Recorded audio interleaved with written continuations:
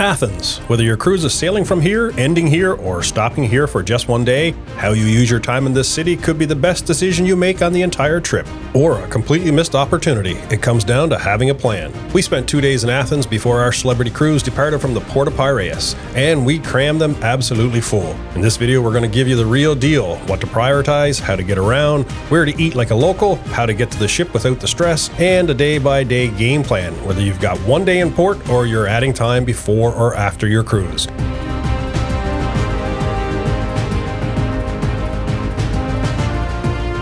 We're going to be straight with you right from the start. Athens is not just where your Mediterranean cruise happens to leave from or a place where you visit for a day. It's one of the oldest cities on the planet. 2,500 years of history literally rising above you wherever you look. If you're embarking or disembarking here, we would really encourage you to add at least 2 full days, ideally 3 or more. We had 2 days and we crammed them as full as 2 days can possibly be. We could have happily used a week. If you only have 1 day in port, and we know that's the reality for a lot of cruisers whose ships stop here mid-itinerary, that's absolutely workable. We'll give you a focused 1 day plan at the end that gets you to the things that matter most.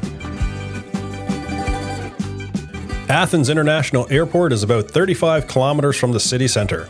Budget at least an hour for the transfer, especially in peak season when traffic can be unpredictable, and add some time before that for customs and luggage pickup. We did a lot of research before we left, videos, travel forums, and other people's experiences, and we decided to book welcome pickups, a private car service rather than a taxi or the metro. Our driver was waiting for us right inside the arrivals hall. After long-haul travel from Newfoundland, that is exactly what we wanted. No hunting for a cab stand, no figuring out a transit system when your brain is running on no sleep. It was absolutely worth it. That said, if you're comfortable navigating a new city right off a long flight, there's a direct metro line from the airport into the heart of Athens. About 40 minutes, very affordable, and it runs frequently. There's also a fixed-rate taxi from the airport into town. Straightforward, no surprises. Whatever way you get there, drop your bags, and get outside. Athens does not reward staying in your room.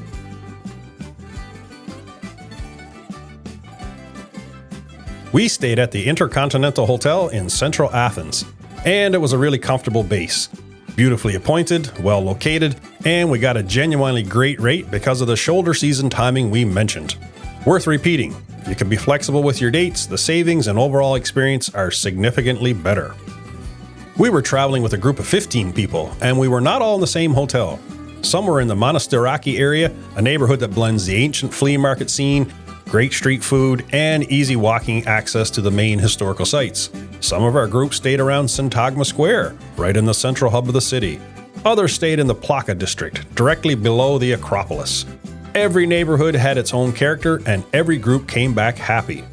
One practical note, if you want to be in walking distance of the Acropolis, the museum, and the Plaka District, you really can't go wrong in most neighborhoods. If you want more of a central city feel with transit connections in every direction, Syntagma Square is the spot.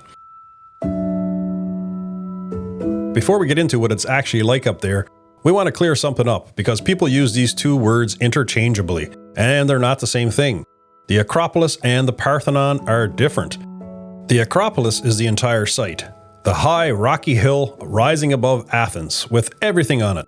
The word itself is Greek and it literally means high city. When you visit the Acropolis, you're visiting the whole ancient complex. The Parthenon is one specific building within that complex, the main temple dedicated to the goddess Athena, and the one with the famous columns you've seen in every photo of Athens. It is the centerpiece. It is extraordinary. But there's a lot more up there than just the Parthenon, and it's worth knowing what you're looking at. We went up first thing in the morning, and I genuinely cannot recommend that timing enough. The crowds build quickly as the day goes on, and even in the shoulder season, that afternoon heat on that exposed hilltop is significant. Go early. The light is beautiful, the temperature is manageable, and you actually have room to breathe and take it all in. Here's the honest reality. The Acropolis could fill an entire day if you take your time with it. We did it in about a half a day because we still had the museum and Plaka ahead of us. We moved through it, we saw everything, and it was phenomenal. But we were moving at a pace that would be a lot for some people. If you have the time, use it. There's no rush to get through one of the greatest historical sites on the planet. When you come through the Propylaea and the Parthenon comes into full view, and we mean the full thing, up close, right in front of you, you stop talking. It just happens. The scale of it, the age of it, the fact that it's been standing for 2,500 years and you're standing right next to it. No photo prepares you for it. A few practical things before you go. Buy your tickets in advance online. Even in the shoulder season, it saves you time and uncertainty. Wear flat, comfortable shoes. The marble pathways are beautiful and genuinely slippery. Bring water and give yourself permission to move slowly up there. Don't rush this one.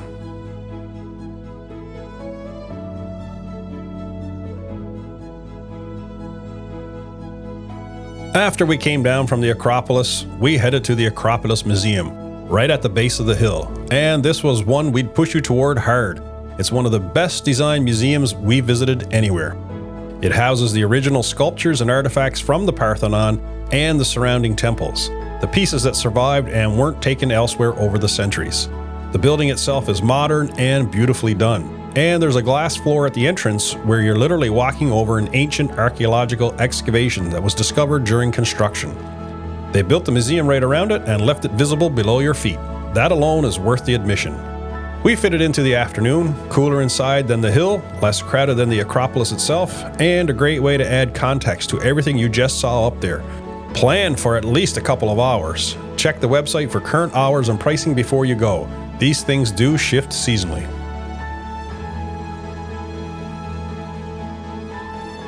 Sandwiched between the Acropolis and the modern city is the Plaka District, Athens' oldest neighborhood and one of the most charming places we walked through on this entire trip. Narrow laneways, flowers spilling off balconies, tiny old churches tucked between restaurants, it slows you right down in the best way. After exploring the neighborhood, we stopped here for lunch, and it was the perfect way to decompress after a few busy days. Sit outside, get some food, look back up at the Parthenon above you. It's one of those travel moments that stays with you. Quick pause here. If this guide is helping you plan your Athens visit, hit subscribe and that thumbs up button. We publish cruise port guides, ship tours, and vlog series every week right here on Dockside Travel. It helps YouTube share our content with more cruisers like you, and we'd love to have you along for the next one. We need to talk about food, because it was one of the highlights of our time in Athens, and it came down to one simple decision. Both evenings we were in the city, we did not eat in the tourist areas. We went where the locals eat, and we cannot overstate the difference. One street back from the busiest pedestrian areas, 2 blocks past the main tourist strip near our hotel, and you're in a completely different world. Real Greek food, real portions, real prices. Metse, fresh lamb, local wine, absolutely phenomenal, both nights. The pricing was great too, and this is important because eating local is not a sacrifice here. The food was better and the cost was significantly less than anything on the main tourist drag. So our strong advice before you go to dinner, ask your hotel where the neighborhood restaurants are. Walk a little past the obvious spots. You'll not be disappointed. Greek food done well in a real neighborhood restaurant, that is one of the best parts of being in Athens. Don't let it be an afterthought. We want to briefly mention a few more things in Athens that are worth your time, especially if you have more than 2 days or if you're building a day around a cruise port stop. Syntagma Square is the central hub of the city. If your time is right, the changing of the guard ceremony at the Greek Parliament sounds touristy and is actually pretty compelling in person. Monastiraki, beyond just being a great area to stay, it has a flea market that's excellent for a wander and some of the best street food in the city. And the Temple of Olympian Zeus, right in the city center, is worth adding if you can. The columns there are even older than the Parthenon. Alright, let's talk about embarkation day, because this is where a lot of cruisers add unnecessary stress, and we want to make sure that's not you. The port of Piraeus is about 12 kilometers southwest of central Athens, roughly 30 to 40 minutes by car depending on traffic. And traffic in that direction on a busy morning can be unpredictable. Build in extra time. There's no benefit to cutting it close on embarkation day. We drove down from the hotel and the route is fairly straightforward. You can also take the metro. There's a line that runs directly from central Athens to Piraeus, from where it's a short taxi or ride share to the actual cruise terminal. During peak hours, the metro genuinely beats the traffic. One thing to know before you go, Piraeus is a major commercial port, not just a cruise departure point. It's one of the busiest passenger ports in Europe. There are multiple terminals and they're not all in the same place. Know exactly which terminal you need before you leave your hotel. Check your boarding documents and not just Google Maps. And as always, Drop your luggage with the porters before you deal with your vehicle. Don't carry your bags through the terminal. Keep embarkation morning simple. Upon arrival at the port, we gotta say that the terminal at Piraeus was not what we were used to coming from North American ports. When we pulled up, the terminal structures were tent-like. Functional, clearly serving a purpose, but not the kind you'd find in South Florida. It was the first time we'd seen anything like it, and it's worth knowing that up front so you're not caught off guard. That said, it worked. Check-in was organized, the celebrity team had it well managed, and we were on board smoothly. It's just a different setup than what most North American cruisers are used to. Set your expectations correctly and you'll be just fine. The cruise itself is exactly what you'd expect from celebrity. And once you're on board and Piraeus starts shrinking behind you, get yourself out on deck. Watching the Greece coastline open up into the Aegean is one of those moments. Don't miss it from inside a cabin. Alright, let's put all this together. Here's exactly what we did with our 2 days in Athens and what we'd recommend if you're in the same position. Day 1 arrival day. We got in, checked into the hotel, and rather than trying to cram a major site into the end of a long travel day, we walked. We spent the afternoon exploring the area right around the hotel. The flea markets, the street food, the neighborhood vibe, getting our bearings without an agenda. And that evening we had dinner at a local restaurant. Day 2, we got up early, and we mean early. The Acropolis was the priority, and we wanted to be there before the crowds and before the heat built. We spent the morning up on the hill, taking it all in, and despite knowing we had more ahead of us, we took our time with it. We came back down, we had lunch in Plaka, and we spent the afternoon at the Acropolis Museum. By the time we got back to the hotel, we were tired in the best possible way. And dinner again at a local place. Mezze, wine, good company, perfect end to a very full day. If you have one more day, do Syntagma Square, the Temple of Olympian Zeus, or get out to Cape Sunion. Athens holds more than 2 days can carry, and every extra hour you give it is worth it. Now, if you only have one full day, make it our day 2. Acropolis in the morning, Plaka for lunch, museum in the afternoon. That will leave you satisfied, tired, and already thinking about when you can come back. Okay, before we wrap this one up, let's give Athens the Dockside Travel Port ratings. Starting with ease of travel and logistics, we're giving Athens a 3.5 out of 5. The airport is about 35 kilometers from the city, transfers are manageable, and the metro is genuinely solid, but getting to the port of Piraeus on embarkation day adds a layer of complexity that you want to plan for. For things to see and do, it's 5 out of 5, and it's not even close. The Acropolis and the Parthenon are among the greatest historical sites on the planet. The Acropolis Museum is world-class. Plaka District is charming, Monastiraki neighborhood is incredible energy. And if you have time beyond the main sites, the Temple of Olympian Zeus, Cape Sunion, changing of the guard at Syntagma Square, Athens just keeps delivering. We only had 2 days and we felt we needed a week. That tells you everything. For walkability and independent exploring, we're giving it a 4 out of 5. The historic hubs of Plaka, Monastiraki, and the area around Syntagma Square, they're all genuinely excellent for walking. You can have a full, satisfying day just moving through these streets without a rigid plan. But the Acropolis is a hill, a steep one, and the marble pathways up there are beautiful but slippery.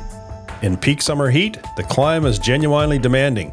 And for one-day port visitors getting from Piraeus into the city, the metro works well, but build time into your plan. Athens rewards the walkers who plan it right.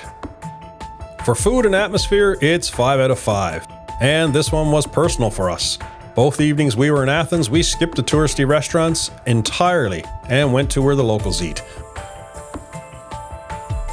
For cruise passenger value, we give it 4 out of 5. Whether you have 1 day in port or you're building a multi-day pre-cruise stay, Athens delivers at every level.